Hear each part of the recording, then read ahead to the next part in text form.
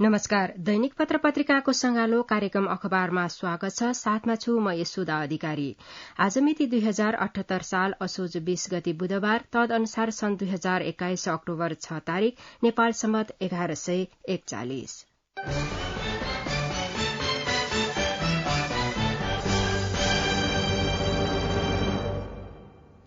मन्त्रालय बाँडफाँडमा सहमति जुटेको छ। यो सन्दर्भलाई आज राजधानीबाट प्रकाशित दैनिक पत्र पत्रिकाले मुख्य खबरका रूपमा प्रकाशन गरेका छन्। नागरिक दैनिकले मन्त्रालय बाँडफाँडमा सहमति, मन्त्री परिषद विस्तार अझै अनिश्चित शीर्षक दिएर मुख्य खबर बनाएको छ। सत्तारूढ़ गठबन्धनका शीर्ष नेताहरूले मन्त्रालय बाँडफाँडमा सहमति जुटाएका छन्।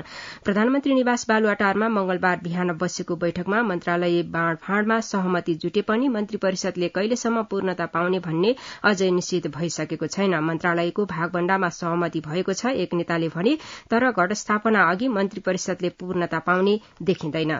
सहमति अनुसार नेपाली कांग्रेसले प्रधानमन्त्री सहित 8 मन्त्रालय पाउने भएको छ। माओवादी केन्द्रले 6, नेकपा एकीकृत समाजवादी र जनता समाजवादी पार्टीले 4 मन्त्रालय लिने सहमति भएको स्रोतले बताए। कांग्रेस, माओवादी, एकीकृत समाजवादीले 1 राज्य मन्त्री पाउनेछन् भने जनता समाजवादी पार्टीलाई रिक्त रहेको उपसभामुख पद पनि दिने सहमति भएको छ।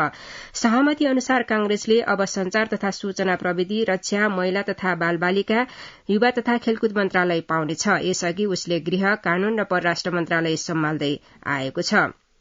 स्वास्थ्य तथा जनसंख्या मन्त्रालयमा पनि कांग्रेसबाटै राज्य मन्त्री छन्। अब कांग्रेसले रक्षा लिएर कानून मन्त्रालय एकीकृत समाजवादी पार्टीलाई दिने भएको छ। यद्यपि एकीकृत समाजवादीले पनि रक्षा मन्त्रालयमा दावी गर्दै आएको छ। कानून मन्त्रालयको जिम्मेवारीमा रहेका ज्ञानेन्द्र बहादुर कार्की रक्षा वा संचारमा सर्नेछन्। त्यस्तै कांग्रेसले पाउने बाँकी मन्त्रालयमा पुष्पा भूषाल, उमाकान्त चौधरीका साथै मिनेन्द्र रिजाल, डिलेन्द्र प्रसाद बडु, तेजुलाल चौधरी, राजन केसी, प्रमोद यादव मध्येबाट मन्त्री हुनेछन्। यसअघि कांग्रेसबाट आफू निकटका नेतालाई मात्र सरकारमा सहभागी गराइएकाले देउबाले सचेतक भूषाललाई मन्त्री बनाउने स्रोतको दावी छ।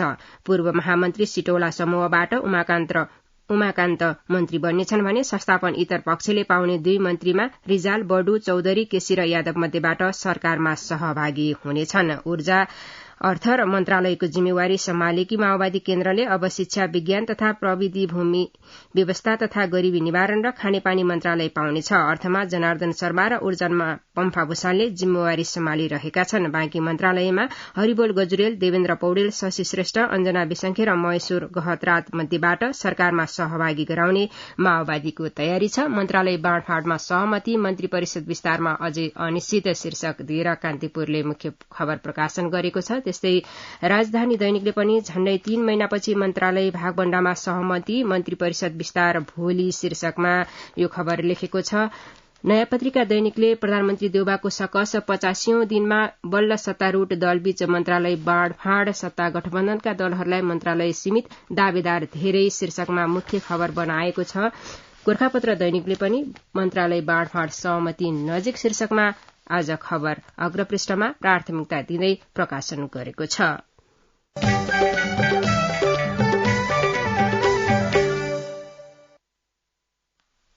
मन्त्री परिषद निर्णय पन्त सचिवमा बढुवा शीर्षक दिएर गोर्खापत्र दैनिकले अग्रपृष्ठमा खबर लेखेको छ। सरकारले रोजगार अनुमति प्रणाली सञ्चालन तथा व्यवस्थापन पहिलो संशोधन निर्देशिका 2078 स्वीकृत गरेको छ। मंगलबार बसेको मन्त्री परिषदको बैठकले सो निर्णय गरेको सरकारका प्रवक्ता तथा कानून, न्याय तथा संसदीय मामिला मन्त्री ज्ञानेन्द्र बहादुर कार्कीले जानकारी दिनुभयो।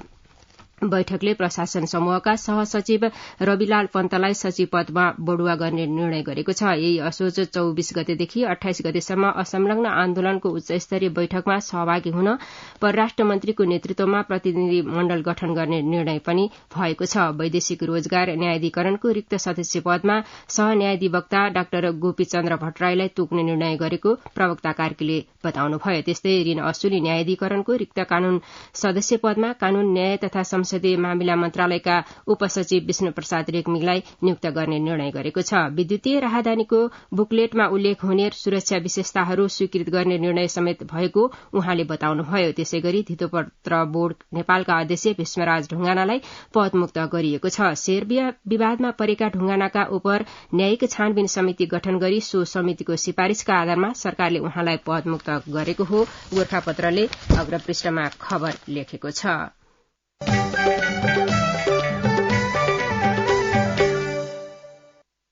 प्रधानमन्त्री शेरबहादुर देउवाले सरकारलाई संघीय सरकारका तर्फबाट आवश्यक बजेट विनियोजन हुने प्रतिबद्धता व्यक्त गर्नुभएको छ। प्रदेशमा आमदामीको स्रोत सीमित तर नागरिकका अपेक्षा अत्याधिक भएकाले त्यसै अनुसार बजेट विनियोजन गरिदिन गण्डकी प्रदेशका मुख्यमन्त्री कृष्णचन्द्र नेपाली पोखरेलले मंगलबार बालुवाटार स्थित निवासमा भेटेर आग्रह गर्नुभएपछि उहाँले यस्तो प्रतिबद्धता व्यक्त गर्नुभएको हो। मुख्यमन्त्री पोखरेलले मंगलबार प्रधानमन्त्री देउबा र अर्थमन्त्री जनार्दन शर्मासँग भेट गर्नुभएको थियो।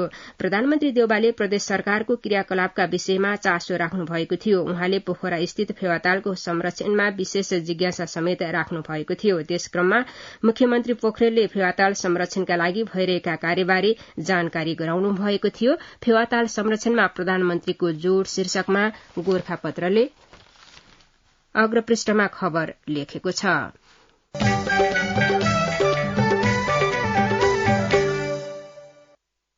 जलवायु परिवर्तन हेर्ने उच्च संयन्त्र अभाव छुट्टै मन्त्रालय किन नबनाउने शीर्षकमा नागरिक दैनिकले अग्रपृष्ठमा खबर लेखेको छ। मानव अस्तित्वसँग प्रत्यक्ष जोडिएको जलवायु परिवर्तनको विषय दिनानुदिन पेचिलो बनिरहेको छ। कोरोना महामारीको कहरबाट बिस्तारै तङ्ग्रिँदै गरेको विषयले समयमा उपयुक्त प्रयास नगरे जलवायु परिवर्तनका कारण पृथ्वीको तापमान वृद्धिले केही दशकमै जीवन र जगतमा गम्भीर प्रभाव पार्ने तथा मानव अस्तित्व नै नामेट हुन सक्ने आकलन हुन थालेको छ। जलवायु परिवर्तन विश्वव्यापी चर्चाको केन्द्र बनिरहँदा यति धेरै महत्वको विषयलाई सम्बोधन गर्न नेपालमा उच्चस्तरीय सरकारी संरचना अथवा निकायको अभाव देखिएको छ। यो विषय विभिन्न मन्त्रालयमा छरिएको र कतिपय बेला नेतृत्वको विषयमा मन्त्रालय बीच तानातान समेत देखिएको छ। वन तथा वातावरण मन्त्रालयमा रहेको जलवायु परिवर्तन व्यवस्थापन महाशाखा जलवायु परिवर्तनका विषयमा फोकल निकाय रहे पनि यो महाशाखाले अन्तर मन्त्रालय सहयोग र समन्वयमा यथेष्ट भूमिका निर्वाह गर्न सकेको छैन। राष्ट्रिय जलवायु परिवर्तन नीति 2076 ले व्यवस्था गरेको संस्थागत संरचना अन्तर्गत प्रधानमन्त्रीको अध्यक्षतामा जलवायु परिषद गठन गरिए पनि आजसम्म बैठक नै बस्न सकेको छैन। त्यसैगरी जलवायु परिवर्तनका विषयमा समन्वय गर्न वन तथा वातावरण मन्त्रालयको संयोजकत्वमा अन्तर मन्त्रालयगत समन्वय समिति गठनको व्यवस्था छ, तर उक्त समिति पनि सक्रिय देखिएको छैन। नागरिक दैनिकले अग्रपृष्ठमा खबर लेखेको छ।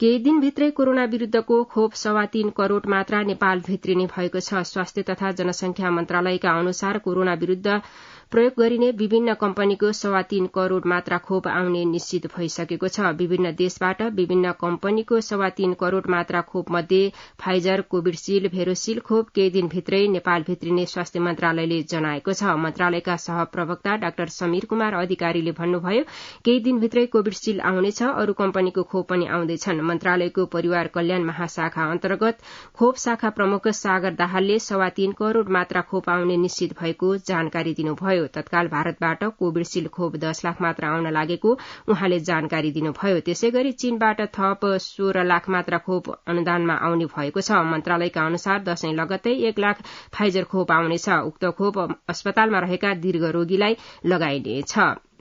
फाइजर खोप 12 देखि 18 वर्षसम्मका बालबालिकालाई समेत लगाउन मिल्ने खोप हो। मालदिप्सबाट 2 लाख मात्रा खोप पनि छिटै आउन लागेको बताइएको छ। क्यानाडाबाट 4 लाख मात्रा खोप आउने भएको छ। त्यसैगरी फाइजर खोप 60 लाख मात्राका लागि पनि प्रक्रिया शुरू भइसकेको छ। मन्त्रालयका सहप्रवक्ता डाक्टर अधिकारीका अनुसार मोडर्ना खोप 40 लाखका लागि पनि सुनिश्चित भएर प्रक्रिया अगाडि बढेको छ। आगामी पुसभित्र 1.25 करोड़ खोप नेपाल आइसक्ने र नेपालले कोभ्याक्स सुविधा मार्फत पाउने 60 लाख मात्रा खोप आउन बाँकी रहेको जानकारी उहाँले दिनुभयो। 3.25 करोड़ खोप आउने निश्चित शीर्षकमा गोरखापत्रले अग्रपृष्ठमा खबर छापेको छ।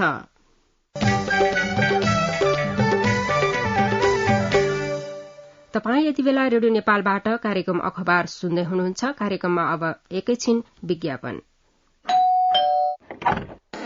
भाउजू दर्शन। भाग्यमानी बाबु, राम्ररी आइपुग्नु भयो नि। हजुर, राम्ररी पुगे। ऊ चाहिँ मेरो कलेजको बेस्ट फ्रेन्ड। नमस्ते भाउजू। नमस्ते, आउनु न भित्रै। हुन्छ भाउजू। अनि दादा त अफिस गइसक्नु भयो होला है? उहाँ त बिहानै हो। हुन्छ, तपाईँहरू फ्रेस हुँदै गर्नु न, म खाना तयार गर्दै गर्छु है। हस् भाउजू। ओए, वाइफाई होला नि, पासवर्ड माग्न। त पनि एनटिसी को सस्तो डे प्याक छँदैछ नि। ए हो र? एनटिसी को डे प्याक लिन *1415# डायल गर्न। नेपाल टेलिकम, राष्ट्रको सञ्चार। विज्ञापनपछि कार्यक्रममा पुनः स्वागत छ। अब बाँकी प्रसंग। 33.5 किलो सुन तस्करी र मोरङको उर्लाबारी एकका सनम साकीको हत्या अभियोगमा चुडामणि उप्रेती गोरेलाई जन्मकैद सजाय भएको छ। न्यायाधीश भरत लम्सालको मंगलबारको इजलासले गोरे सहित 6 जनालाई जन्मकैद फैसला सुनाएको हो। 18 फागुन 2074 मा मोरङको उर्लाबारी एकमा सनम साकीको हत्या भएको थियो। साकी हत्यार 33.5 किलो सुन हराएको विषयमा अनुसन्धान गर्ने क्रममा खुलेको 38 क्विन्टल सुन तस्करी मुद्दाको सुनवाई मंगलबार भएको हो। अपहरण तथा शरीर बन्द गरेको अभियोगमा चुडामणि उप्रेती गोरे सहित 6 जनालाई जन्मकैदको फैसला सुनाइएको हो। अदालतका श्रेष्ठदार टेकेन्द्र वीर विक्रमजङ राणाले भने फरार प्रतिवादीको हकमा भने मुद्दा चलिरहेको छ।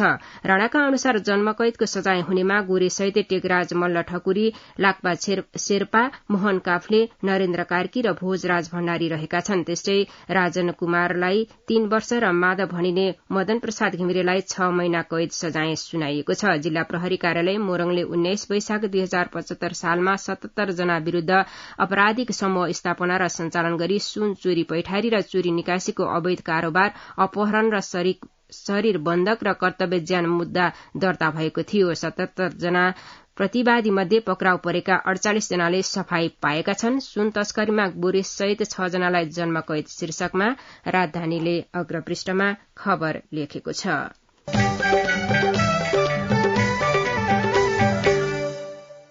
सर्वोच्च अदालतले संचार माध्यममा सही नियतले न्याय सम्पादनमा असर नपारी अदालती गतिविधिको विषयमा गरिएको रिपोर्टिङले अपहेलना नभई जनताको न्यायमा पहुँच बढ़ाउने व्याख्या गरेको छ। डाक्टर गोविन्द केसी र कान्तिपुर दैनिक विरूद्ध अदालतको अपहेलना मुद्दामा सर्वोच्च अदालतले सही नियतले अदालतका गतिविधिबारे लेख्ने पत्रकारले जनताको न्यायमा पहुँच बढ़ाउन सक्ने व्याख्या गरेको हो। न्यायाधीशहरू दीपक कुमार कार्की, मीरा खड्का, हरिकृष्ण कार्की, विशम्बर प्रसाद श्रेष्ठ, ईश्वर प्रसाद खटिवड़ा, आनन्द मोहन भट्टराई, प्रकाशमान सिंह राउतको बृहत पूर्ण इजलासले 2076 माघ 23 मा गरेको फैसलाको पूर्ण पाठ मंगलबार सार्वजनिक गरिएको छ। डाक्टर केसीले तत्कालीन प्रधान न्यायाधीश गोपाल पराजुलीको राजीनामा माग गर्दै अनशन शुरू गरेका थिए। त्यसबेला पक्राउ गरिएका उनलाई सर्वोच्चकै आदेशपछि छोडिएको थियो। उनले पराजुली विरूद्ध विज्ञप्ति निकालेका थिए। तत्कालीन प्रधान न्यायाधीश पराजुलीको नागरिकता प्रतिलिपि र शैक्षिक प्रमाणपत्रका विषयमा प्रश्न उठाइएको थियो।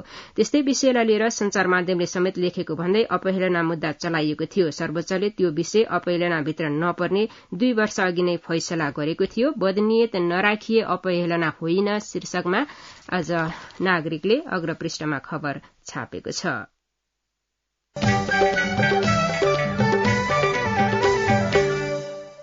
चाडपर्वमा इन्धन अभाव नहुने दावी शीर्षकमा कारोबार दैनिकले अग्रपृष्ठमा मुख्य खबर लेखेको छ। नेपाल आयल निगमले चाडपर्वको बेला बजारमा पेट्रोलियम पदार्थको अभाव नहुने बताएको छ। इन्धनको आपूर्ति नियमित रूपमा भइरहेको र पर्याप्त मात्रामा मौजादा रहेकाले अभाव नहुने बताएको हो। चाडपर्वको बेलामा मानिसको आवत जावत धेरै हुने भएकाले पनि इन्धनको खपत धेरै हुने गरेको छ।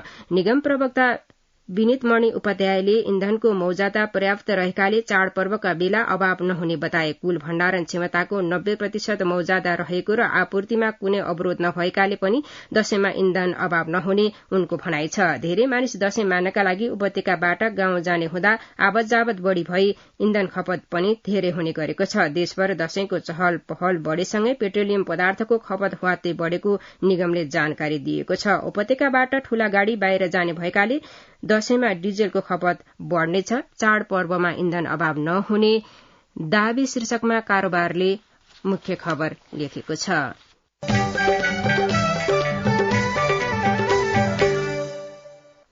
गृह मन्त्रालय विजयादशमी टीकाको साइत असोज 29 गते शुक्रबार बिहान 10 बजेर 2 मिनटमा हुने जनाएको छ। टीका पूर्व मोहडामा बसेर लगाउन सुझाव दिएको छ। संस्कृति पर्यटन तथा नागरिक उड्डयन मन्त्रालयको संस्कृति शाखालाई उद्धृत गर्दै गृह मन्त्रालयले बडा दशैंको शुभ साइत सार्वजनिक गरेको हो। मन्त्रालयको कार्यालय व्यवस्थापन तथा जिन्सी शाखाका उपसचिव भीमकान्त शर्माले असोज 21 गते बिहिबार नवरात्र आरम्भ हुने र बिहान 11 बजेर 46 मिनटमा घट स्थापनाको साइत रहेको उल्लेख गर्नुभएको छ। शुक्रबार असोज 22 गते बिहान 11 बजेर 56 मिनटमा पश्चिम मोहडामा झण्डा फेर्ने साइत रहेको छ। असोज 25 गते सोमबार श्री पचली भैरव यात्रा हुने मन्त्रालयले जनाएको छ। असोज 25 गते नै बडा दशैंको पञ्चमी र षष्ठी दुवै तिथि पर्न गएको छ। दुई तिथि एकै दिन पर्न जाँदा विजयादशमी यसपालि 9 दिनको मात्रै हुनेछ। गृह मन्त्रालयका अनुसार असोज 26 गते मंगलबार फूलपाती परेको र बिहान 7 बजेर 11 मिनटमा तुलजा भवानी यात्रा हुने जनाएको छ। बडा दशैंको शुभ साइत शीर्षकमा गोर्खापत्रले अग्रपृष्ठमा खबर बनाएको छ।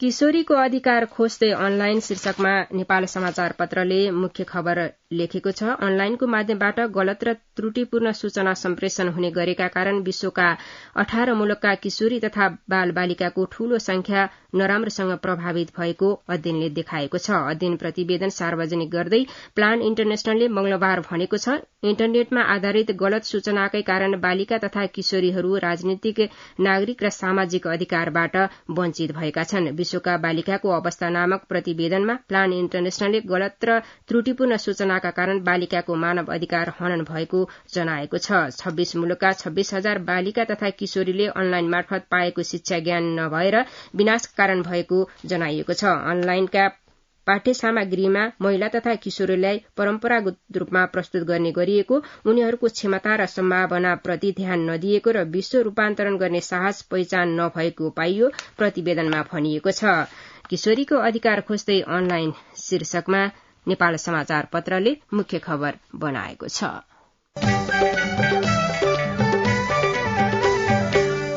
अब आजका पत्र पत्रिकाले सम्पादकीयमा उठाएका केही विषय। गोर्खापत्र दैनिकले सुनकोशीमा टुसाउँदो आशा शीर्षकमा सम्पादकीय लेखेको छ। सुनकोशी मरिन पथान्तरण बहुउद्देश्यीय आयोजनाको काम शुरू भएको छ। आर्थिक र सामाजिक दृष्टिले रणनीतिका साथै रूपान्तरणकारी महत्व राख्ने यो आयोजनाको जग्गा अधिग्रहणको केही काम सम्पन्न भइसकेको छ भने थप अधिग्रहणको प्रक्रिया अगाडि बढ़ेको छ। ठेकेदार कम्पनीले हाल पूर्व तयारी काम गरिरहेकोले चाँडै सुरुङ निर्माणको काम शुरू हुने दिशामा अगाडि बढ़िरहेको छ। आर्थिक वर्ष 2076-77 को बजेटमै राष्ट्रिय गौरवको आयोजना घोषणा गरिएको सुनकोशी मरिन डाइभर्सन आयोजना गत पुस 20 गते शिलान्यास गरिएको हो। आयोजना निर्माणका लागि 46 अर्ब 19 करोड़ तथा बाँकी संरचना निर्माणका लागि 20 अर्ब रुपियाँ खर्च लाग्ने अनुमान रहेको यो आयोजना 2082-83 मा सम्पन्न गर्ने लक्ष्य रहेको छ। सुनकोशीमा टुसाउँदो आशा शीर्षकमा गोर्खापत्रले सम्पादकीय बनाएको छ भने अन्नपूर्ण पोस्टले मौसमी अनुगमन शीर्षकमा सम्पादकीय लेखेको छ। जब चाडबाड आउँछ, बजार अनुगमनको चटारो शुरू हुन्छ। प्रत्येक जिल्लामा अनुगमन गर्ने टोली बनाइन्छ। सदरमुकाम केन्द्रित अनुगमन केही समय तातिन्छ र चाड पर्व सकिएसँगै सेल आउँछ पनि। बजारको व्यथिति 2 दिन गरिने अनुगमनले नियन्त्रण हुन सक्दैन, तर यो प्रक्रिया हाम्रो मुलुकका लागि सामान्य जस्तै बनेको छ। सरकारवाला निकायले एकीकृत रूपमा अनुगमन गर्न नसक्दा बेला मौकामा हुने अनुगमन केवल झारा टार्ने काम मात्रै भएको छ। बजारको स्वरूपको आधारमा बजार अनुगमन गर्नुपर्ने हो। मौसमी अनुगमन अन्नपूर्ण पोस्टले आज सम्पादकीय बनाएको छ। विश्वले सोमबार राति 9:30 बजेदेखि 6 घण्टासम्म अनौठो समस्या अनुभव गर्यो। इन्टरनेटमा आधारित भई अहिले विश्वले प्रयोग गरिरहेको 3 सेवा अवरुद्ध हुन पुगेको थियो।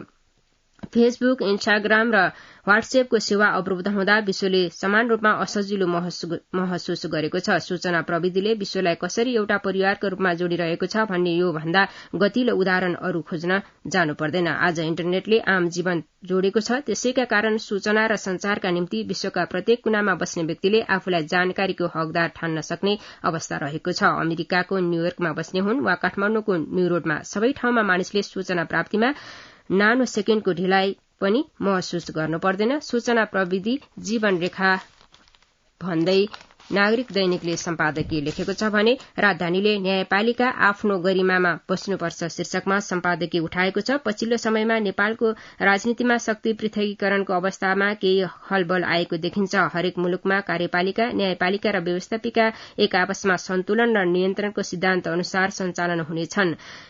यो लोकतन्त्रको सुन्दर पक्ष हो। तर हामी कहाँ कार्यपालिका र व्यवस्थापिका केही कमजोर हुँदा न्यायपालिकाले त्यसको फाइदा उठाउने गलत मनसाय राखेको देखिन्छ। न्यायपालिका र व्यवस्थापिका सशक्त र एकजुट हुने हो भने न्यायपालिका अराजक बन्न सक्दैन, किनकि न्यायाधीशहरूलाई पनि महाअभियोगको डर हुन्छ र अहिले कुनै पनि न्यायाधीशलाई त्यस प्रकारको डर छैन। त्यसैले न्यायपालिका, व्यवस्थापिका र कार्यपालिकामाथि अनावश्यक रूपमा हावी भइरहेको छ।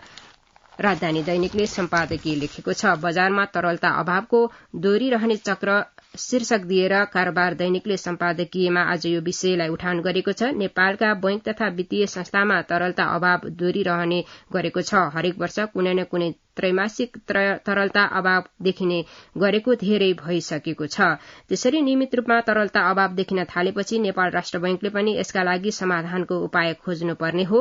हुन त राष्ट्र बैंकले पछिल्ला साताहरूमा नियमित रिपो जारी गरेर भए पनि तत्कालका लागि तरलता अभाव हुन नदिने कोशिश गरिरहेको छ। तर रिपो जारी गरेर राष्ट्र बैंकले अल्पकालीन रूपमा बैंक तथा वित्तीय संस्थामा तरलता अभाव हुन नदिने कोशिश गर्दा गर्दै पनि यसले बैंक तथा वित्तीय संस्थालाई सहजतापूर्वक कर्जा विस्तार गर्न मद्दत भने गर्न सकेको छैन। कारोबारले सम्पादकीयमा लेखेको छ। आमाको अपमान शीर्षक दिएर नेपाल समाचार पत्रले सम्पादकीय बनाएको छ। आमाको नामबाट नेपाली नागरिकता लिन सक्ने आदेश अदालतले दिए पनि नेपाली नागरिकता प्रदान गर्ने निकाय भने अझै आदेश कार्यान्वयन गर्ने पक्षमा देखिएको छैन।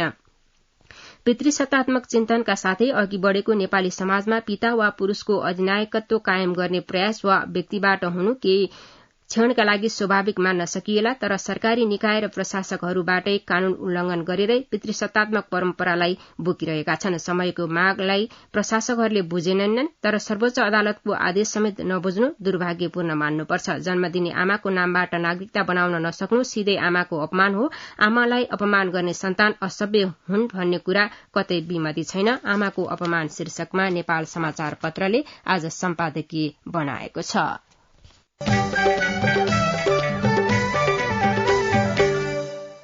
र नेपाल ऐतिहासिक फाइनल नजिक शीर्षकमा राजधानी दैनिकले खेलकुद पृष्ठमा खबर लेखेको छ। नेपाली दक्षिण एसियाली खेलकुदको विश्वकपको रूपमा रहेको साफ च्याम्पियनशीपको ऐतिहासिक फाइनल नजिक पुगेको छ। राउण्ड रोबिन लीगको शुरूआती 2 खेलमा जित निकाल्दै नेपाल फाइनल नजिक पुगेको हो। साफ च्याम्पियनशीपको 13औं संस्करणसम्म आइपुग्दा नेपाल यसभन्दा अघि सेमी फाइनल भन्दा अघि बढ्न सकेको छैन। तर यसपटक नेपालले दमदार शुरूआत गर्दै फाइनल नजिक पुगेको छ। अब नेपाललाई फाइनल पुग्न 2 खेलबाट केवल 2 अंकको खाँचो छ। नेपालले अब भारत र बंगलादेशसँग खेल्न बाँकी छ। यी 2 खेलबाट 2 अंक जोड्न सके नेपाल पहिलो पटक साफको फाइनलमा पुग्नेछ। नेपाल ऐतिहासिक फाइनल नजिक शीर्षक दिएर राजधानीले खेलकुद पृष्ठमा खबर लेखेको छ।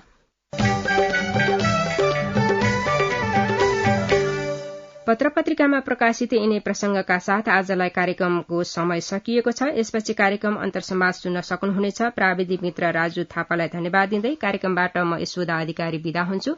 हवस् त, नमस्कार।